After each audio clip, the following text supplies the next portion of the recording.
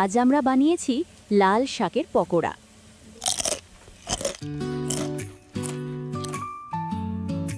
প্রথমে বাগান থেকে লাল শাক তুলে নিয়েছি।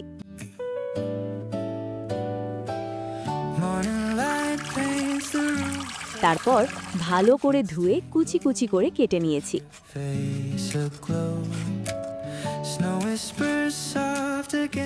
এই কুচি করা শাকের সাথে দিয়েছি পেঁয়াজের পাতা কুচি, ধনিয়া পাতা কুচি আর পেঁয়াজ ও মরিচ কুচি। এরপর দিয়েছি আদা রসুন বাটা, সামান্য লবণ আর হলুদ গুঁড়া।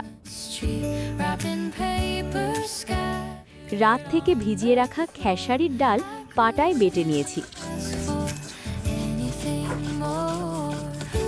বাটা ডালগুলো এই মিশ্রণের সাথে দিয়ে সব কিছু ভালো করে মেখে নিয়েছি।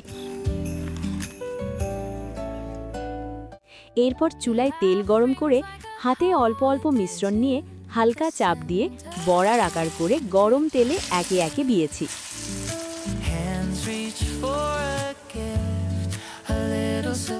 এক পিঠ সোনালি হলে উল্টে আরেক পিঠও ভেজে নিয়েছি।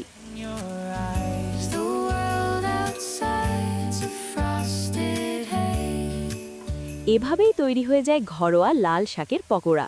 খেতে সত্যিই অনেক টেস্টি।